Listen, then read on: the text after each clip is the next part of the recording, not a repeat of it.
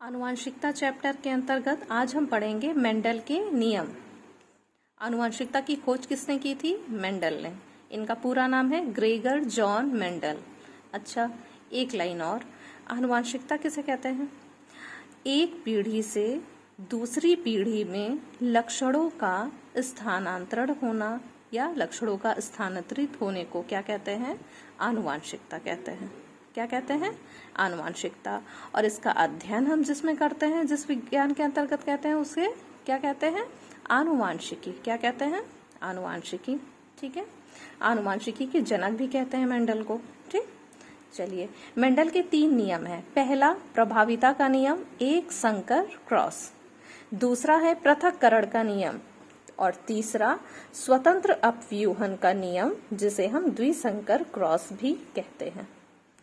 पहला प्रभाविता का नियम, एक संकर क्रॉस। दूसरा पृथक्करण का नियम। तीसरा स्वतंत्र अपव्यूहन का नियम, जिसे द्विसंकर क्रॉस भी हम कहते हैं।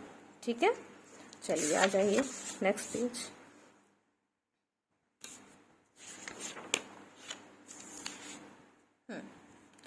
मेंडल के नियम, मेंडल्स लॉ। मेंडल ने मेंडलवाद प्रस्तुत कब किया? 1866 में। ठीक, मेंडल ने आनुवांशिकता की खोज की 1866 में। इन्होंने किस पर प्रयोग किया था? हरी मटर पर। किस पर किया था? हरी मटर पे, यानी मटर के पौधों पर इन्होंने प्रयोग किया था। 7 जोड़ी विपरीत लक्षणों की खोज की थी। ठीक, अब इन्हें क्या कहते हैं? जेनेटिक्स का जनक कहते हैं। पहले भी हम बता चुके। ठीक है, 3 नियम प्रतिपादित किए थे, है ना? 3 नियम क्या किए थे? प्रतिपादित किए थे, जो कि अभी देखिए हमने इसमें पढ़ा था ना। प्रभाविता का नियम, पृथक्करण का नियम, स्वतंत्र अपव्यूहन का नियम। प्रभाविता का नियम एक संकर क्रॉस, पृथक्करण का नियम, स्वतंत्र अपव्यूहन का नियम, द्विसंकर क्रॉस। ठीक है, अब इधर आ जाइए। अब सवाल पैदा होता है कि मटर का पौधा ही क्यों चुना? मटर का पौधा चुनने के कुछ कारण हैं। ठीक, देखते हैं क्यों। मेंडल ने मटर के पौधों को इसलिए चुना क्योंकि उनमें आसानी से देखने योग्य विशेषताएं थीं और प्रत्येक लक्षण के 2 विपरीत देखने योग्य लक्षण थे, है ना? जैसे गोल का विपरीत क्या हो गया? झुर्रीदार, है ना? हरा का विपरीत क्या हो गया? पीला। ठीक, लंबे पौधे, बौने पौधे। ठीक है, तो इस तरह से विपरीत लक्षण आसानी से प्रदर्शित हो रहे थे। सेकंड, इनका उत्पादन समय कम होता है ना? जल्दी बोए गए, जल्दी उग गए, जल्दी हमको निष्कर्ष देखने को मिल गया। ठीक है ना? फिर थर्ड पॉइंट क्या था? यह 1 वर्षीय पौधा है ना? वार्षिक पौधा है। हर वर्ष हमको कई सारे पौधों से कई सारे रिजल्ट मिल गए। ठीक है, अब मेंडल ने जो मटर का पौधा इस्तेमाल किया था, तो उन्होंने उसके लिए एक शब्द इस्तेमाल किया था, लक्षण। जो भी जिसपे भी वो कर रहे थे प्रयोग, तो क्या कर रहे थे वो? उसके लिए शब्द कौन सा इस्तेमाल कर रहे थे? लक्षण। अब इस लक्षण को उन्होंने इस्तेमाल किया। फिर उसके बाद 1905 में एक वैज्ञानिक आए, जॉनसन, जिन्होंने इन्हीं लक्षणों को क्या नाम दिया? जीन। और जीन के ही रूप को हम क्या कहते हैं? एलील कहते हैं। क्या कहते हैं? एलील कहते हैं। ठीक है, आगे आ जाते हैं। मटर के पौधे में अनेक विरोधी लक्षण पाए जाते हैं। ठीक, अभी हमने पहले भी बात की थी। इसके पुष्प द्विलिंगी होते हैं, अर्थात नर एवं मादा जननांग एक ही पुष्प में पाए जाते हैं। ठीक, मेंडल के प्रथम नियम पे आते हैं। मेंडल का प्रथम नियम। मेंडल के प्रथम नियम या प्रभाविता के नियम के अनुसार, जब उन्होंने एक जोड़ा विपरीत लक्षणों के बीच क्रॉस कराया, एक जोड़ा विपरीत लक्षणों के बीच क्रॉस कराया, तो केवल प्रभावी लक्षण ही दिखाई दिए और इसे ही प्रभाविता का नियम कहते हैं। मतलब क्या किया? क्रॉस कराया किसके बीच में? 2 विपरीत लक्षणों के बीच में। और लक्षण कौन सा दिखाई दिया? लक्षण कौन सा प्रदर्शित हुआ? प्रभावी। ठीक है, और इसे ही प्रभाविता का नियम कहते हैं, क्योंकि इसमें क्या हुआ? प्रभावी लक्षण ही प्रदर्शित हुआ। ठीक, आगे देखते हैं, है ना? इसको समझ लेते हैं। यहाँ लिया हमने शुद्ध लंबा पौधा और ये देखिए शुद्ध बौना पौधा। शुद्ध लंबा पौधा का देखिए, इसको हमने प्रदर्शित किया कैपिटल टी से। ठीक है, ये एलील है। शुद्ध बौना पौधा स्मॉल टी,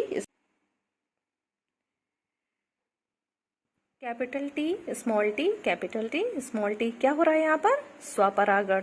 ठीक है, क्या होगा? कैपिटल टी से स्मॉल, कैपिटल टी का संकरण कहाँ हुआ? यहाँ कैपिटल टी में। क्या मिलेगा? Capital T, capital T. Capital T का फिर से संकरण हुआ, स्मॉल टी में क्या मिला? Capital T small T. फिर देखिए स्मॉल टी कैपिटल टी, क्या मिला हमको? Capital T small T. फिर स्मॉल टी और स्मॉल टी संकरित हुआ, क्या बना? Small T small T. ये कैसा पौधा हुआ? इसमें दोनों लंबे हैं, है ना, दोनों लक्षण लंबे हैं, तो क्या हुआ? लंबा पौधा, और ये शुद्ध भी है। ठीक है, दोनों लंबाई का गुण प्रदर्शित कर रहे हैं। इसमें देखिए एक लंबाई का गुण और एक बौनेपन का गुण, लेकिन प्रभावी क्या हुआ? लंबाई का गुण। तो ये कैसा होगा? संकर लंबा पौधा। ये कैसा होगा? ये भी संकर लंबा पौधा होगा। और ये बौना पौधा है ना। तो 3 पौधे कैसे हुए? लंबे, और एक पौधा कैसा हुआ? बौना। ये कौन सी पीढ़ी है? द्वितीय पीढ़ी। ठीक है, आगे आ जाइए। मेंडल का द्वितीय नियम, जिसे हम पृथक्करण का नियम भी कहते हैं, ये क्या कहता है? इस नियम के अनुसार जब मेंडल ने एक जोड़ा विपरीत लक्षणों के बीच संकरण कराया, पहले वाली ही बात हो रही है, तब प्रथम पीढ़ी में उन्हें प्रभावी लक्षण दिखाई दिया, है ना। देखो प्रथम पीढ़ी में प्रभावी लक्षण ही तो दिखाई दिया था हमको। ठीक, तो इस नियम के अनुसार जब मेंडल ने एक जोड़ा विपरीत लक्षणों के बीच संकरण कराया, तब प्रथम पीढ़ी में उन्हें प्रभावी लक्षण दिखाई दिया। यहाँ तक बात समझ में आई। लेकिन प्रथम पीढ़ी में दोनों प्रकार के लक्षण उपस्थित थे, है ना। फिर से चेक कर लो, ये देखो दोनों प्रकार के लक्षण थे ना। देखो सब में दोनों प्रकार के लक्षण है ना, लंबा होने का भी, बौना होने का भी, है ना। वही लाइन लिखी है ना यहाँ पे, दोनों प्रकार के लक्षण उपस्थित थे, जो सेल्फ क्रॉस के बाद एक दूसरे को बिना नुकसान पहुंचाए या बिना बदलाव लाए क्या हो गए? अलग हो गए। इसे ही मेंडल का द्वितीय नियम या पृथक्करण का नियम कहते हैं। ठीक है, क्या बना? ये देखिए, ये और ये अलग हो गए ना, इनसे अलग हो गए। देखो शुद्ध लंबा हमको फिर मिल गया और शुद्ध बौना हमको फिर मिल गया, और इनमें भी कोई परिवर्तन नहीं आया। ये वैसे के वैसे रहे, और शुद्ध लंबा अलग हो गया और शुद्ध बौना अलग हो गया, पृथक हो गया। इसे ही हम पृथक्करण का नियम कहते हैं। ठीक है, अब 2 शब्द हैं, एक जीनोटाइप एक फिनोटाइप, जो यहाँ इस्तेमाल होता है। ठीक है, जीनोटाइपिक अनुपात क्या होता है? 1:2:1। ठीक, जो कि किस पे आधारित होता है? अनुवांशिक संगठन पे। किस पे? अनुवांशिक संगठन पे। ठीक, जीन से बना। अब ये देखिए, ये सब जीन है ना, इसके लक्षण है एलील। ठीक, तो ये क्या है? समान, ये एक तरह का, ये शुद्ध लंबा, ये संकर लंबा, और ये शुद्ध बौना। तो 1 शुद्ध लंबा, 2 संकर लंबे, 1 शुद्ध बौना। तो 1:2:1 का अनुपात हुआ जीनोटाइपिक अनुपात, है ना, जीनोटाइप भी बोलते हैं इसको। फिर नीचे आ जाइए, फिनोटाइपिक अनुपात। कैपिटल टी शुद्ध लंबा, कैपिटल टी स्मॉल टी संकर लंबा, कैपिटल टी स्मॉल टी संकर लंबा, और स्मॉल टी ये शुद्ध बौना। लेकिन प्रभावी तीनों में क्या है? लंबाई का गुण। तो ये तीनों कैसे हुए? लंबे पौधे, और ये कैसा हुआ? बौना पौधा। तो 3 लंबे पौधे और 1 बौना पौधा। ठीक है ना, तो क्या हुआ अनुपात? 3:1। और इसे हम क्या कहते हैं? फिनोटाइपिक अनुपात। यानी प्रत्यक्ष रूप से दिखाई देने वाले लक्षण क्या कहलाते हैं? फिनोटाइप। तो हमने सामने से देखा, हमको ये पौधा भी लंबा दिखाई दिया, ये पौधा भी लंबा दिखाई दिया, ये पौधा भी लंबा दिखाई दिया, और ये बौना दिखाई दिया। तो प्रत्यक्ष रूप से जो लक्षण दिखाई देते हैं, उस हिसाब से अगर हम अनुपात में बांटें तो हम उसको क्या कहते हैं? फिनोटाइप। ये 3 हमको लंबे दिखाई दिए, इसके लिए लिखा हमने 3। ये 1 हमको बौना दिखाई दिया, इसके लिए लिखा हमने 1। तो क्या अनुपात हो गया? 3:1। लेकिन जब हम इसके अंदर जाएंगे, आनुवंशिक संगठन की बात करेंगे, तो ये शुद्ध लंबा है और ये दोनों कैसे लंबे हैं? संकर लंबे हैं। तो यहाँ पे ही ये क्या हो जाएगा? विभिन्नताएं पाई जाएंगी, है ना। तो आनुवंशिक संगठन की जब बात करेंगे तो जीनोटाइप, और सामने से सिर्फ ऊपर से देखेंगे तो किस तरह का दिखेगा? वो क्या हुआ? फिनोटाइप। ठीक है, जीनोटाइप और फिनोटाइप समझ में आ गया। आगे देखते हैं। अब ये है आपका इंटरेस्टिंग मटर के बीज, है ना। देखिए, मेंडल का तृतीय नियम, स्वतंत्र अपव्यूहन का नियम। मेंडल के तृतीय नियम को हम कहते हैं द्विसंकर क्रॉस भी कहते हैं, है ना। तो अब इसमें क्या क्या हुआ, दो जोड़े विपरीत लक्षणों के बीच क्रॉस कराया गया। प्रथम पीढ़ी में प्रभावी लक्षण प्रदर्शित हुए, दूसरी पीढ़ी में कैसे प्रदर्शित हुए, स्वतंत्र। देखिए, जब दो जोड़ी विपरीत लक्षणों के बीच क्रॉस कराया जाता है तो दोनों लक्षणों का पृथक्करण स्वतंत्र रूप से हो जाता है। एक लक्षण दूसरे लक्षण की वंशागति को प्रभावित नहीं करता। इसे ही हम स्वतंत्र अपव्यूहन का नियम कहते हैं। बीज ले लिए हमने, दो लक्षणों पे हमने प्रयोग किया। एक तो रंग, ये क्या है, पीला, ये क्या है, हरा। एक तो हमने रंग लिया और एक हमने किसको आधार माना, आकार को आधार माना। पीले के लिए हमने कैपिटल वाई किया, गोल के लिए हमने कैपिटल आर, हरे के लिए हमने स्मॉल वाई ले लिया और झुर्रीदार के लिए हमने स्मॉल आर ले लिया। ठीक है ना। और ये हमारी पी पीढ़ी है, यानी पैतृक पीढ़ी है। ठीक है। संकरण के पश्चात क्या मिला हमको, capital Y capital R small R, जिसमें कि इसमें कौन सा प्रभावी होगा, कैपिटल वाई, जिसका मतलब है पीला, और इसमें क्या प्रभावी होगा, कैपिटल आर, जिसका मतलब है गोल। ठीक, तो ये हो गई हमारी पहली पीढ़ी। अब इसमें स्वपरागण होता है। ठीक, अब स्वपरागण, इधर देखिए, स्वपरागण होगा तो क्या होगा, देखिए, स्वपरागण में अब ये देख लेते हैं, नर युग्मक मादा युग्मक। ठीक है, वाई आर, एक बार में दोनों क्या ले लेते हैं, पीला रंग, और एक बार में दोनों क्या ले लेते हैं, हरा रंग। ठीक है, ये क्या हुआ, आर का मतलब गोला, ये देखो आर का मतलब गोला है ना, गोलाकार। तो ये पीला, ये गोलाकार, ये पीला, ये झुर्रीदार, ये कैसा है, हरा, ये कैसा है, गोलाकार, ये कैसा है, हरा, और ये झुर्रीदार। ठीक, फिर यहाँ पे देखिए, ये क्या है, वाई, कैपिटल वाई मतलब पीला, आर मतलब गोलाकार, कैपिटल वाई मतलब पीला, आर मतलब स्मॉल आर मतलब झुर्रीदार, स्मॉल वाई मतलब हरा, कैपिटल आर मतलब गोला। ठीक है, गोलाकार, और स्मॉल वाई स्मॉल आर यानी हरा और झुर्रीदार। चलिए परागण देख लेते हैं। संकरण इसमें होगा। ठीक है, स्वपरागण होगा तो क्या होगा, अब देखिए, कैपिटल वाई लिख लिया, capital R, capital Y, capital R. ठीक है ना। तो प्रभावी क्या हुआ, पीला, ये क्या हुआ, गोल। फिर आ जाते हैं, इस लाइन से इन सब का संकरण हो जाएगा। देखिए, वाई आर, कैपिटल वाई लिख लिया ना हमने, फिर कैपिटल आर, स्मॉल आर लिख लिया, और ये इसमें क्या हुआ, ये क्या प्रदर्शित कर रहा है, पीला, और इसमें कौन सा प्रभावी होगा, कैपिटल आर। तो कैपिटल आर का मतलब क्या होता है, गोल। फिर आ जाइए इधर, कैपिटल वाई स्मॉल वाई है ना, और कैपिटल आर, इसमें क्या प्रभावी होगा, कैपिटल वाई, और कैपिटल वाई का मतलब क्या है, पीला, और इसमें क्योंकि दोनों ही क्या है, गोलाकार, तो इसमें क्या होगा, शुद्ध गोल है ये। ठीक, फिर इधर आ जाइए, कैपिटल वाई स्मॉल वाई, ठीक है ना, फिर कैपिटल आर स्मॉल आर। ठीक, इसमें प्रभावी क्या होगा, पीला, और इसमें प्रभावी क्या होगा, गोल, तो ये भी कैसा होगा, पीला गोल। पहली लाइन में हमको सारे दाने कैसे मिले हैं, पीले व गोल मिले हैं। ठीक है, फिर देखते हैं दूसरी लाइन में आ जाते हैं, कैपिटल वाई स्मॉल आर का कैपिटल वाई कैपिटल आर से करते हैं। कैपिटल वाई लिख लिया ना, और कैपिटल आर स्मॉल आर, इसमें क्या होगा, दोनों का ही मतलब क्या है, पीला, तो पीला, और इसमें प्रभावी क्या होगा, कैपिटल आर, तो गोल। ठीक है, फिर आ जाइए, कैपिटल वाई लिख लिया ना, फिर स्मॉल आर यहाँ पे है, स्मॉल आर यहाँ पे है, क्या आ गया, स्मॉल आर।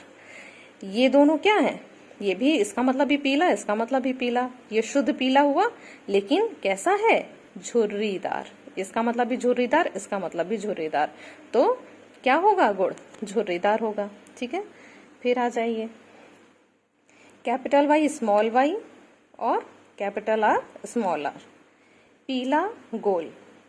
फिर देखिए capital Y small Y, small R small R, capital Y small Y, capital Y प्रभावित, क्या हुआ पीला, और ये दोनों ही क्या है झुर्रीदार। स्मॉल वाई कैपिटल आर, देखिए स्मॉल वाई कैपिटल वाई, क्या लिखेंगे कैपिटल वाई स्मॉल वाई, यहाँ पे भी आ रहा है यहाँ पे भी आ रहा है, क्या लिख लेंगे कैपिटल आर, ठीक है। इसमें प्रभावी क्या होगा पीला, कैपिटल वाई ही प्रभावी होगा ना, तो कैपिटल वाई का मतलब क्या होता है पीला, और ये क्या है गोल, ठीक। अब फिर इधर आ जाइए इस वाले कॉलम में, स्मॉल वाई कैपिटल वाई लिखा है ना, कैपिटल वाई स्मॉल वाई, फिर कैपिटल आर स्मॉल आर, पीला गोल।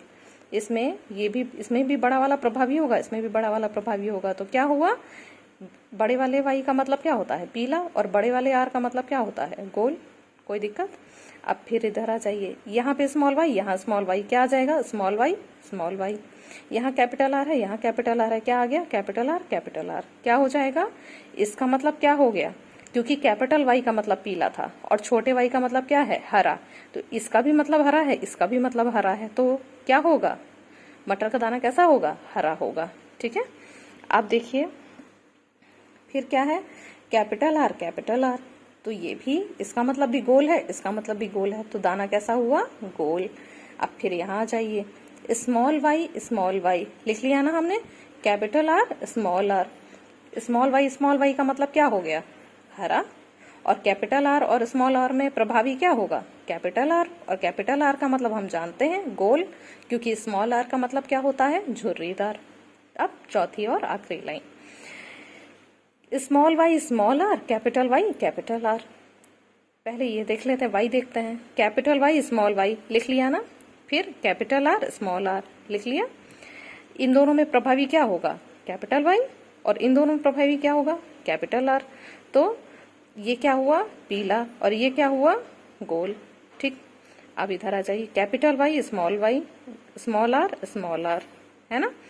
अब इन दोनों में प्रभावी ऑब्वियस है वाई, ये वाला वाई है ना, तो क्या हो गया पीला, और ये दोनों ही स्मॉल आ रहे हैं, तो कैसा होगा दाना झुर्रीदार होगा, है ना, कोई दिक्कत। फिर उसके बाद देखिए ये स्मॉल वाई आर, ये स्मॉल वाई कैपिटल आर, तो स्मॉल वाई और कैपिटल आर, स्मॉल वाई का मतलब क्या हुआ हरा, कैपिटल आर स्मॉल आर का मतलब क्या हो गया हरा और गोल। फिर उसके बाद देख लीजिए स्मॉल वाई स्मॉल आर, तो स्मॉल वाई स्मॉल आर हरा और झुर्रीदार, ठीक। अब ये देख लीजिए, ये देखिए पीला गोल गिन लेते हैं कितने हो गए 1 2 3 4 5 6 7 8 9, तो पीले और गोल कितने हुए 9। पीला और झुर्रीदार देखते हैं, पीला और झुर्रीदार है, देखिए एक यहाँ मिला 1 2 3, पीला झुर्रीदार कितने हुए 3। अब हरा और गोल देख लेते हैं, हरा गोल देखिए 1 2 3 मिल गए ना, हरा झुर्रीदार देखते हैं 1। तो इस तरीके से पीला गोल दाना 9, पीला झुर्रीदार दाना 3, हरा गोल दाना 3, हरा झुर्रीदार दाना 1। तो इस तरह से क्या अनुपात हो गया, जो मटर के दाने हमको मिले 9:3:3:1, 9:3:3:1, ठीक है। और इसे ही हम क्या कहते हैं द्विसंकर क्रॉस। समझ में आया बच्चों।